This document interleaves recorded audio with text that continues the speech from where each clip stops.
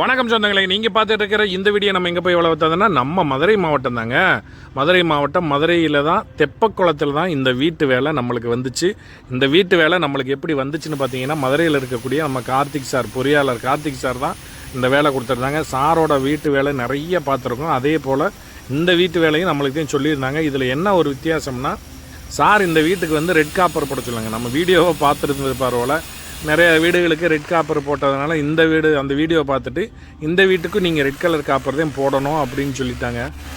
Conceal பண்ணி போட வேண்டியது இருந்துச்சுனால சார் வந்து டைல்ஸ் ஒட்டின பிறகு நம்மளை சொல்ல சொன்னோம்.